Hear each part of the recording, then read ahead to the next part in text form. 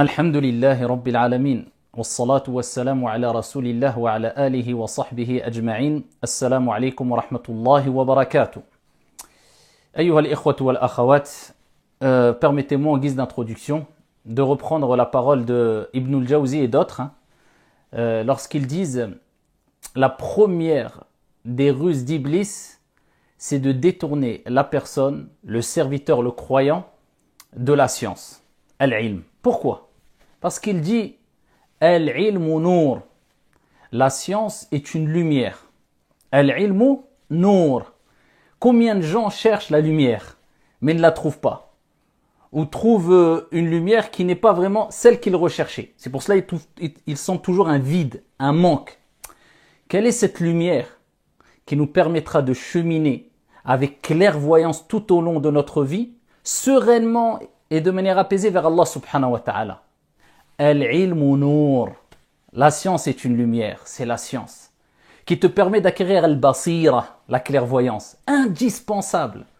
Celui qui est privé de cette lumière est privé certes d'un grand bien et se retrouvera certes dans l'obscurité.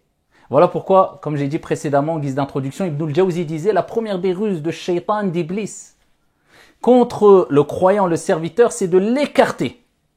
De l'écarter de quoi? De al-ilm, la science.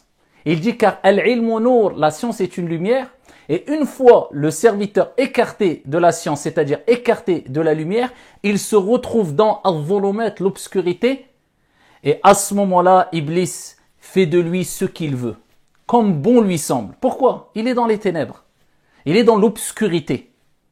Et ici, il ne vous échappe pas que quand on parle de science bénéfique, de manière générale, ça touche à toutes les sciences. Après, on va préciser les sciences religieuses. Mais permettez-moi en guise d'introduction de vous rappeler l'importance de la science, des sciences, de manière générale. C'est-à-dire ce qui est profitable à l'humain, ce qui est utile à l'autre.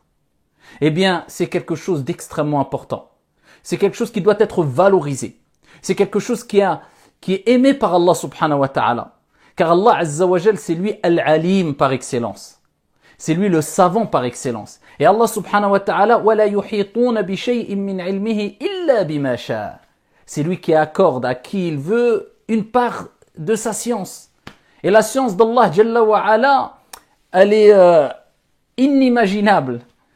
Et ici, Allah nous donne simplement une petite part de science, simplement pour pouvoir continuer à cheminer à travers la clairvoyance et la lumière et ne peut pas se retrouver dans l'obscurité afin de continuer à être utile pour les autres. C'est pour cela que lorsque aujourd'hui je communique avec vous et que je peux utiliser une caméra, je peux utiliser des moyens comme un téléphone, comme Facebook, lorsque tu vas chez le médecin et qui utilise ici du matériel afin de te soigner, lorsque tu utilises ta voiture, lorsque tu te déplaces et tu utilises un GPS, eh bien tout cela c'est al-ilm, c'est de la science.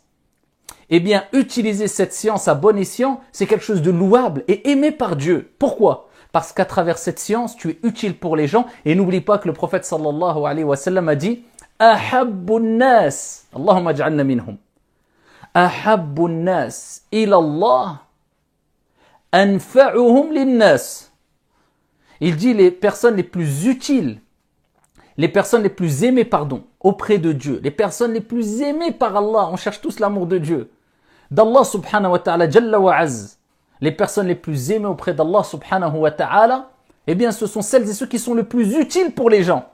Eh bien par la cause de l'ilm, par la cause de la science, le médecin est utile, le mécanicien est utile, le caméraman est utile, le scientifique est utile, l'ingénieur est utile. Donc si ici tu peux faire d'une pierre deux coups, si ici tu allies le fait de travailler et utiliser cette science qu'Allah subhanahu wa ta'ala t'a permis d'acquérir en mettant l'intention d'être utile pour les gens en vue de satisfaire ton Seigneur tabaraka wa ta'ala. Tu peux gagner des biens d'ici-bas et la récompense divine auprès de ton Seigneur Jalla fi'ula. Parce qu'Allah aime la science, aime les gens utiles et il n'y a rien de mieux pour être utile pour les autres que d'apprendre, d'acquérir al-ilm, la science, et d'en faire profiter autrui. C'est pour cela que les gens de science, de manière générale, ont un certain mérite au-dessus des autres personnes, qu'on le veuille ou non. Ce mérite-là, cette reconnaissance fait que même quand on les interpelle, eh bien on les interpelle pas par leur prénom directement. On va pas parler à son médecin en disant Michel, Norbert, Mohamed, Karim, docteur, médecin, le chirurgien, un tel. On donne des appellations ici qui vont nous permettre de montrer le respect, la valorisation qu'on accorde à la personne qui est en face de nous parce qu'elle nous est utile énormément. Et plus la personne est utile pour toi, pour l'autre, et plus les gens sont poussés à le respecter encore plus, à le valoriser encore plus, de par la science qu'il a acquérie. Al-ilmu nur, al-ilmu miftah. Parce que la science est une lumière et aussi est une clé. C'est grâce à cette clé-là que tu gagnes les cœurs. C'est grâce à cette clé-là que tu résous les problèmes. C'est grâce à cette clé-là que tu atteins al-basira, la clairvoyance. Et beaucoup négligent malheureusement la science. C'est pour cela que il est important de faire aimer la science, toutes les sciences bénéfiques, utiles pour ta vie d'ici-bas ou pour ton au-delà. La faire aimer à nos enfants, la faire aimer à notre prochain, que nous on l'aime et qu'on soit des gens assoiffés de science. Et ce n'est pas pour rien que le premier verset coranique qu'Allah subhanahu wa ta'ala jalla wa aza révélé au prophète sallallahu alayhi wa sallam est Iqra. Et nous sommes en direct de la chaîne Iqra. Iqra, lis. C'est comme si Allah subhanahu wa ta'ala nous disait et disait au prophète alayhi afdalus salat wa askat taslim, tout ce qui va suivre après, tout ton cheminement, tout ton travail, toute ta prédication, tous tes efforts, toute la patience que tu devras avoir, eh bien passe impérativement par Iqra, lis, par al-ilm, la science. Parce que c'est à travers al-ilm, la connaissance, qu'on apprend à découvrir qui est Allah, qui est notre Seigneur. Qu'est-ce que Dieu attend de nous? Pourquoi patienter? Comment prier? Comment jeûner? Comment satisfaire Allah subhanahu wa ta'ala? C'est à travers la science et l'ilm. Et là, je parle particulièrement de la science ici religieuse.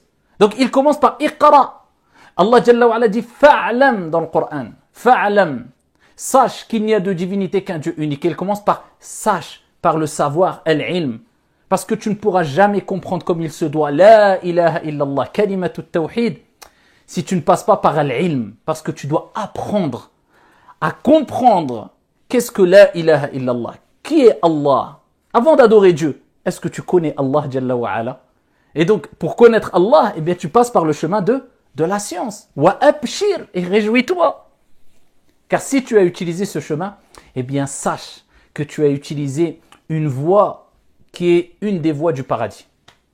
C'est le prophète sallallahu alayhi wa sallam qui le dit. Et ça, je tiens à vous rappeler ici quelques textes qui vont vous faire prendre conscience de la valeur de l'ilm, la science. Et là, permettez-moi de parler particulièrement de la science, l'ilm al-shar'i, la science religieuse, la science islamique. Regardez l'importance que tu donnes à l'ilm. Et il nous dit, Man salaka tariqan yaltamisu fihi ilman, sahhala Allahu lahu tariqan ila al-jannah. Celui qui emprunte une voie de la science, de l'ilm, avec une intention sincère pour se rapprocher d'Allah, il apprend une science. Tu te dis, moi je m'investis, je veux apprendre l'arabe. Je m'investis, je veux apprendre le Coran. Je m'investis, je veux apprendre les bienséances. Je veux m'investir, je veux apprendre les règles de tajwid. Je veux m'investir, je veux apprendre comment faire les ablutions. Je veux m'investir, je vais apprendre comment faire ma prière correctement. Comment donner ma zakah. Comment faire mon hajj. Comment tu as emprunté une voie de la science? Eh bien, abshir, réjouis-toi. Le prophète, il dit, celui qui emprunte cette voie, Allah lui facilite. Donc, la sahla illa ma ja'altahu sahla ya Allah. Il n'y a rien de facile que ce que tu as rendu facile. Eh bien, Dieu, il te dit, je te facilite. Allah lui facilite une voie au paradis. Sahhala Allahu lahu tariqan ila al-jannah. Au paradis. Et il dit, dans le même hadith, et les anges al-malaika. Et qui te dira qu'est-ce que les anges? Qui sont les anges? Et les anges déploient leurs ailes par reconnaissance, par gratitude, par satisfaction. Les anges al-malaika déploient leurs ailes. Pourquoi? Parce que la personne a utilisé une voie. pour acquérir l'ilm, la science, avec sincérité. Et le prophète alayhi salatu wassalam nous rappelle que non seulement les anges déploient leurs ailes par satisfaction, mais que tout ce qu'il y a dans les cieux, man fis samawati wal ard, hatta al-hitanu fil ma'. Allah. Tout ce qu'il y a dans les cieux et dans la terre, et sur la terre, eh bien, implore Allah subhanahu wa ta'ala de te pardonner. Il dit, et regardez ce que dit le prophète alayhi salatu wassalam, jusqu'aux poissons dans les océans. Ils invoquent en ta faveur, ils font l'istighfar. Ils demandent le pardon à Allah Jalla wa ala en ta faveur. Parce qu'Allah Azza wa Jal aime l'ilm, aime l'ulama, il aime la science, il aime les savants.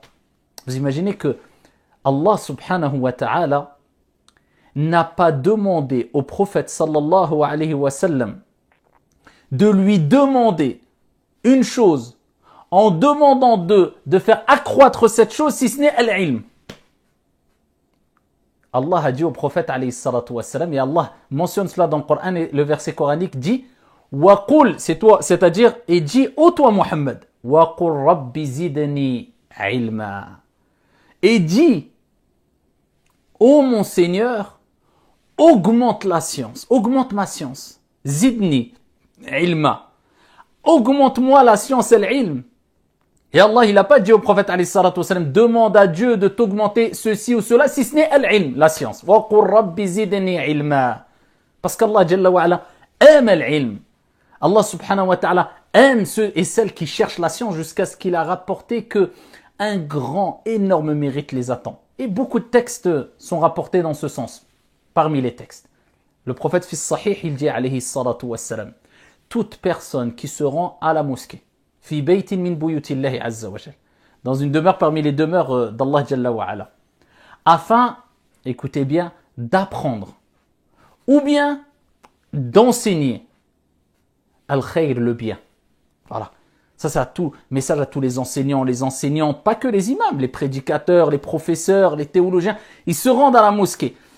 Ou les étudiants en sciences, tullab al-ilm, pour apprendre ou bien enseigner un bien. Si minime soit ce bien, un hadith, un verset, une belle parole, wa qulu linnasi husna, eh bien, le prophète alayhi salatu wassalam a dit, il aura la récompense d'un hajj complet, parfait. Subhanallah. Donc tu peux prendre la récompense d'un hajj. Ça ne veut pas dire que tu es exempt de pratiquer le hajj. Mais tu peux prendre la récompense d'un hajj simplement en te rendant al masjid fi baytin min buyutillah pour apprendre une ayah. Pour bénéficier d'un hadith, d'une exhortation, d'un cours, d'un rappel. Tu as la récompense d'un hajj complet. Si tu l'apprends, ce bien-là, ou bien si tu l'enseignes. C'est énorme. Pourquoi Allah donne autant de mérite pour ces gens-là? Parce que c'est la lumière. Les savants sont les lumières, sont les guides. Et l'ilm est une lumière et on ne peut pas s'en passer. On ne peut pas s'en passer de l'ilm. C'est pour ça l'imam Ahmed, rahmatullahi alayhi, disait on a besoin beaucoup plus de science que de nourriture. Pourquoi? Il dit car la nourriture, on en a besoin 2 fois à 3 fois par jour, certains 1 à 2 fois. Mais l'ilm, on en a besoin à chaque souffle, à chaque moment, à chaque instant. Est-ce que cela est bon? Est-ce que cela est recommandé? Est-ce que cela est méritoire? Est-ce que cela est déconseillé? Est-ce que à chaque instant, on a besoin de l'ilm, on a besoin de lumière. Imaginez-vous vous retrouvez dans une pièce où il n'y a aucune lumière. Comment voulez-vous vous déplacer? Comment voulez-vous ressentir un apaisement? Comment voulez-vous vous sentir en sécurité? Eh bien, il en va de même pour l'ilm. Si tu n'as pas d'ilm, tu n'as pas de lumière dans la vie, comment veux-tu te sentir apaisé, en sécurité? Comment veux-tu te déplacer sereinement? Comment veux-tu évoluer? Et je parle là particulièrement des sciences de manière générale. On a besoin de sciences dans la vie de tous les jours. C'est pour cela, l'être humain, il lui est demandé d'apprendre toujours et de toujours évoluer intellectuellement, de toujours rechercher et ne jamais être rassasié de la science de manière générale et ici particulièrement de la science religieuse et ne jamais croire que ça y est, tu as tout acquéri. Même si tu avais 100 vies, ça ne suffirait pas pour acquérir ne serait-ce que ce qui correspond à une goutte d'eau de la science de Jalla fi'ula, notre Seigneur Tabaraka wa Ta'ala. Pour cela, Allah dit dans le Coran, وَفَوْقَ كُلِّ ذِي عِلْمٍ عَلِيمٍ. Et au-dessus de chaque détenteur de science, il y a plus savant. Pour te rappeler, tu as de la science, continue à chercher. Il y a meilleur que toi à côté de toi. Et qui que tu sois, médecin, scientifique, ingénieur, savant, musulman, théologien, au-dessus de toi, il y a quelqu'un parmi les êtres humains. Bien que notre science à toutes et tous est limitée. La science illimitée appartient à Allah subhanahu wa ta'ala. Nous, on est limité avec cela. وَفَوْقَ كُلِّ ذِي عِلْمٍ عَلِيمٍ. Et n'oublie jamais une chose. L'acquisition de la science passe par ahlul ilm, les gens de science. Attention à ne pas respecter al-ulama, ceux qui te transmettent la religion. Parce que tu risques, à travers cette ingratitude, ce manque de comportement, être privé de leur science, de bénédiction dans la transmission de leurs paroles, de leur science. Pour cela, le prophète sallallahu alayhi wa sallam disait al-ulama, regardez quel honneur, regardez quelle place ils ont atteint. Warathatul anbiya. Al-ulama sont les héritiers. Imagine quand une personne hérite d'une grande richesse, parce qu'il est héritier d'un roi, d'un prince, d'un je ne sais. Mais là, ils sont héritiers de qui? Quelle richesse ils ont acquis? Ils ont acquis la plus grande des richesses, la science. Pourquoi? Parce que ce sont les héritiers des prophètes. Le prophète a dit Al-ulama warathatul anbiya. Donc ne pas respecter les gens de science, c'est quelque part ne pas respecter les prophètes. Parce qu'ils ont le même travail, la même fonction que les prophètes. Ils transmettent al-ilm comme l'ont fait al-ulama, comme l'ont fait al-anbiya, comme l'ont fait ar-rusul, comme l'ont fait les savants qui les ont précédés, les prophètes et les envoyés. Warathatul anbiya. C'est pour ça Ibn Asakir disait, car vous savez très bien qu'Allah Jalla wa Ala a dit Ayyuhibbu ahadukum an ya'kula lahma akhihi maytan fakarihtumuh. Le fait de parler derrière le dos de son frère, c'est Allah Jalla wa Ala nous donne une image, il nous dit c'est comme si tu mangeais la chair de ton frère mort. Regardez l'image qu'il donne pour qu'on ait. Il dit vous détesteriez cela. C'est pour nous pousser à nous écarter de la calomnie, de la médisance. Par contre, quelle chair tu vas manger en parlant derrière le dos des savants? Des gens de science qui te transmettent ce qu'il y a de meilleur pour toi, c'est-à-dire le repas spirituel. C'est pas le repas physique du ventre, non, le repas spirituel. Eh bien, Ibn Asakir disait, attention, luhumul ulama masmouma, la viande des savants est empoisonnée. C'est-à-dire, il rejoint l'image, la métaphore qu'Allah Jalla wa Ala a donnée quand il dit ceux qui parlent derrière le dos des gens, eh bien, c'est comme s'ils mangeaient leur chair. Mais attention, la chair des savants, elle est empoisonnée. Pour te rappeler, respecte l'ulama. Et pourquoi pas? Allah Jalla wa Ala rappelle, قُلْ هَلْ يَسْتَوِي الَّذِينَ يَعْلَمُونَ وَالَّذِينَ لَا يَعْلَمُونَ. C'est une phrase interrogative. Pour nous rappeler que c'est évident que non. Dis, est-ce que ceux qui savent et ceux qui ne savent pas, eh bien, ont le même degré? Non. إِنَّمَا يَخْشَى اللَّهَ مِنْ عِبَادِهِ الْعُلَمَاء. Ceux qui me craignent le plus parmi mes serviteurs, ce sont les savants. Pour cela qu'on se doit de respecter un maximum les savants. Et selon leur degré de science. Quelqu'un qui te transmet un minimum de science, même si ce n'est pas un savant, par respect, même si ce n'est pas par rapport à lui, par rapport à ce qu'il transmet comme science, la nourriture spirituelle qu'il te donne, eh bien, comporte-toi de la meilleure des manières avec lui, parce qu'il te donne ce que d'autres ne peuvent pas te donner. Ici, la nourriture spirituelle qui te permettra d'atteindre et de gagner le paradis. Cette lumière qui te permettra d'atteindre al-basira, la clairvoyance. Ce que même peut-être, dans certains cas, tes parents ne peuvent pas t'apporter. C'est pour cela que même quand tu les interpelles, selon leur degré, selon différents degrés, mais au moins, si c'est un enseignant, de lui dire oustad, professeur, quand tu l'interpelles, des personnes qui sont âgées ou plus avancées, tu peux leur dire cheikh, ou des personnes qui, tu peux les appeler par leur prénom, mais par respect par rapport à ce qu'ils transmettent, pour qu'il y ait toujours la communauté soit toujours éduquée, habituée à respecter l'ulama. Nous sommes arrivés à une époque où malheureusement on ne donne plus de valeur aux ulama. Les ulama, on les voit comme si, oui, bon, ils sont critiqués jour et nuit. Il suffit qu'ils fassent une erreur pour qu'on oublie tout le fadl, le bien qu'ils ont, en oubliant qu'ils nous ont devancés de loin. Et que peut-être leur erreur sera pardonnée parce que la quantité de bien qu'ils font, eh bien, n'est pas du tout comparable aux erreurs et aux déficiences qu'ils ont. Et maintenant, on voit des jeunes qui commencent dans la religion et se permettent de critiquer, d'insulter, de dénigrer des savants ou des gens de science ou des enseignants. Pourquoi? On n'a plus compris la valeur qu'ont les enseignants. et ceux qui transmettent la noble religion auprès d'Allah Jalla fi'oula. Après, on se plaint parce qu'on est privé de la science. Mais comment veux-tu que Dieu mette une bénédiction dans ce que tu veux apprendre alors que tu ne respectes pas celui qui t'enseigne? Tu seras privé de son bien. Parce que ça s'acquiert par le respect, la science, l'ilm. Et c'est pour cela qu'on se doit de comprendre cela. C'est extrêmement important. C'est ce qui manque beaucoup aujourd'hui. Et al-ulama nous permettent aussi de ne pas faire des erreurs dans notre vie. Et c'est pour cela qu'on les interroge. Et Allah dit « Fas'alu ahla dhikr in kuntum la ta'lamun » Demandez aux gens de science si vous ne savez pas. À qui on demanderait s'il n'y a pas les gens qui peuvent nous renseigner, nous enseigner? Eh bien, on demanderait à nos passions, à nos plaisirs, à nos désirs, et on se tromperait, on ferait des dégâts. Et vous savez que l'ignorance peut tuer. Et c'est pour ça qu'à l'époque du prophète alayhi salatu wassalam, comme l'a rapporté Jabir ibn Abdillah radiyallahu anhu wa arda, ils étaient en voyage avec un groupe de personnes et une personne a été blessée, un compagnon, il a été blessé à la tête. Il a été gravement blessé à la tête. Ils ont dormi, il s'est réveillé, temps de grand froid, et ici il devait faire les grandes ablutions. Et il a demandé est-ce que je peux me passer des grandes ablutions et simplement utiliser la pierre ou la terre, faire tayammum? Ils ont dit, par ignorance, ils ont dit, mais tu n'es pas une personne qui est exemptée de faire les grandes ablutions. Tu n'es pas excusé. Il n'y a pas de facilité pour toi, pas pour ton cas. Tu dois faire tes grandes ablutions. Et il a fait ses grandes ablutions. Il est mort. À cause de sa blessure, l'eau qui a touché sa blessure. Le prophète, il a entendu ça, il s'est mis en colère. Il a dit, qatalou. Ils l'ont tué. Le prophète, il s'est mis en colère contre eux. Je dis, il suffisait de poser la question. Pourquoi ils n'ont pas posé la question quand ils ne savaient pas? Et il dit, le remède de l'ignorance, c'est l'interrogation. Quand tu es ignorant, tu interroges. Regardez la preuve que l'ignorance peut tuer. Et c'est pour cela qu'Allah Jalla wa Ala dit, وَلَا تَقْفُ مَا لَيْسَ لَكَ بِهِ عِلْمٍ إِنَّ السَّمْعَ وَالْبَصَرَ وَالْفُؤَادَ كُلُّ أُولَئِكَ كَانَ عَنْهُ مَسْئُولًا. Et ne prononce pas ce dont tu n'as aucune connaissance. Certes, l'ouïe, la vue et le cœur, sur tout cela, tu devras rendre des comptes. C'est une mas'ouliya.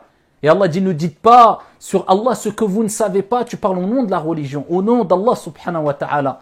Quand tu ne sais pas, dis Allahu a'lam. Et ça, c'est une preuve que tu as de la science. Quand tu dis je ne sais pas, parce que tu sais que tu ne sais pas. Tu sais que tu ne sais pas.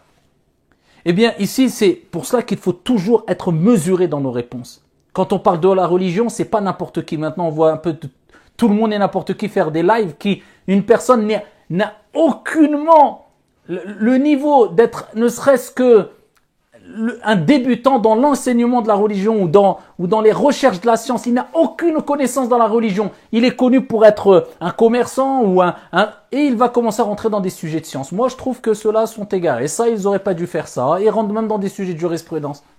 Mais, subhanallah. Est-ce que ici on n'a pas à avoir un minimum de crainte d'Allah subhanahu wa ta'ala? Et personne n'est parfait. Mais quand on ne connaît même pas les bases de la religion, pourquoi on se permet de se précipiter à vouloir donner des fatawas ou alors de vouloir rivaliser avec les plus grands des érudits et des savants en disant celui-là a dit ça mais je pense que c'est pas ça. L'autre a dit mieux. Donc tu as le même niveau qu'eux pour juger entre les deux au niveau de la science déjà. Non, un peu de retenue, un peu de pudeur, un peu de hishma, un peu de honte.